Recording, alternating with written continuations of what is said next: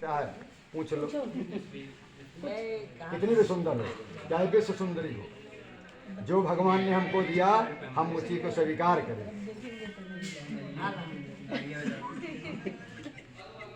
भैया जी अब उसको राजा तुरंत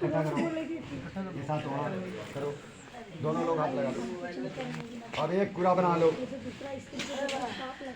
अब इसी प्रकार से आपकी बात पे मान गया, इनकी भी बातें हैं, कुछ शर्तें हैं, उसको भी आपको मानना पड़ेगा, क्योंकि आउटपुट दोनों होता है ना, नहीं तो काम नहीं बनता है। ध्यान से सुनो, अब एक बार लेकर रखना संतोषना, इसी प्रकार मन में विचार करके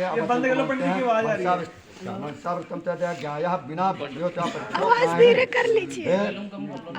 पति देवता, मेरे चित्त के अनुसार तुम अपना भी चित्त रखती हो, सदा ही हमारी आज्ञा का पालन करना। पति कहता है पत्नी से कि जैसे हमने आपकी बातों को माना, इसी प्रकार से आप भी मेरी कुछ शर्त माननी पड़ेगी। प्रकाश मन में कहा, और पतिव्रता धर्म भी सबसे इस काल में कठिन है। आजकल कोई भी अक्सर लोग बता ही देते हैं, चाहे आप लोग रिकॉर्ड करो, 5 पत्नी या 5 ठौर पति रखते हैं, घर वाले बाहर वाले, तो ये सब ठीक नहीं है, क्योंकि मनुष्य का जीवन है, पशु नहीं है। जो भगवान ने दिया उसी में संतुष्टि, उसी में सुख का भोग करना चाहिए। इस प्रकार करने वाला व्यक्ति नरक की योनि में जाता है। इसलिए प्राय स्त्री गमन सबसे बड़ा श्राप होता है। धन जाता है, संपत्ति जाती है, मान जाता है और सम्मान जाता है, कितना भी बढ़िया हो, चाहे पुरुष हो चाहे स्त्री, दोनों के लिए ये वर्जित है। तत्पर रखने पर प्रयास इसमें करनी चाहिए। साथ ही शरीर का श्रृंगार करके समाज में किसी उत्सव या दूसरे घर में मेरी अनुमति के बिना कभी नहीं जाना चाहिए। जो आज हो रहा है, पंडित जी चिल्ला रहे हैं, चलो देर हो रहा है, कह रहे हैं हम नाच लें। राजा के दरबार में अगर स्त्री जाती है किसी सहायता के लिए, तो आपको वो निचली नज़र से देखता है, हमेशा काम वासना उसके अंदर होती है। कहता है कि स्त्री आई है कुछ मांगने, इसको दे दो। आप मांगने जाओगे पुरुष वर्ग तो आपको नहीं देगा। इसलिए श्रृंगार करके पराये पुरुष के सामने कभी भी स्त्री को नहीं बनना चाहिए।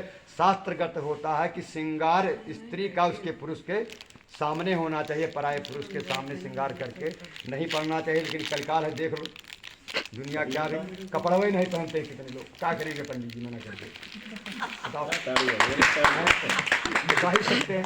तो इस प्रकार से श्रृंगार करके उत्सव जैसे विवाह संपन्न हुआ, नाच रहे हैं लोग, जिन्होंने पिया कह रहे हैं क्या डांस हो रहा है, पैसा फेंक रहे हैं। बताओ, घर की जो सम्मानित चीज है स्त्री, जिसको लक्ष्मी माना गया है, उसको लोग देख के रुपया उड़ाते हैं। हाँ बस हाँ ठीक है। इसके प्रकार से ध्यान करके मेन चीज़ तो सुना दें, इसके बाद तब होगा। इस प्रकार ध्यान करके उसको करना चाहे। सभी प्रकार से पुरुष या कोई मदिरा पान किया हुआ व्यक्ति के सामने स्त्री को श्रृंगार करके नहीं पढ़ना चाहिए, क्योंकि उसकी नियति कभी भी उस स्त्री के प्रति सही नहीं होती है। इस प्रकार से मन में ध्यान करने वाला राजा के दरबार में पिता के घर अगर कभी जाना है तो बिना पति की आज्ञा के मत जाओ, जो आजकल होता है। सूट केस उठाएंगी, बोलती हैं जा रहे हैं, जाओ। 7 वचन उसका, 7 वचन इसका, दोनों का बराबर वचन है। तो अगर आपको मायके जाना है तो पति के बिना आज्ञा के कहीं मत जाए, पति से आज्ञा लें। और पिता मतलब जो सास ससुरों भी माता पिता अगर मानो तो, नहीं मानोगे तो बात अलग है, मानना ही पड़ेगा, मानना ही चाहिए, क्योंकि एक माँ और पिता का त्याग करते हो। और जो सास ससुर होते हैं, जब उनको सास मानेगी तो आपको बहू मानेगी, जब उनको माँ मानेगी तो आपको बेटी मानेगी। इस प्रकार से उनकी आज्ञा से आप तब मायके जाएं। बिना पति या घर के आदेश के मायके जाते हैं तो इसका वर्णन आता है कि शंकर जी के बिना कहे पार्वती जी चली गईं हिमाचल जी के यहाँ, और उन्होंने अपने शरीर को उस यज्ञ में भस्म कर लिया, जिनको सती बोलते हैं। शंकर जी ने कहा था कि मेरे आज्ञा नहीं है, मुझे निमंत्रण नहीं मिला तो मैं नहीं जाऊँगा।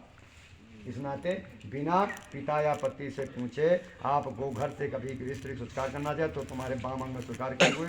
इसी प्रकार से पूछ लो, सारा इकट्ठे पूछ लो। हाँ ठीक है, इसको हटा दो। 1 मिनट रुको पंडित जी, 1 मिनट।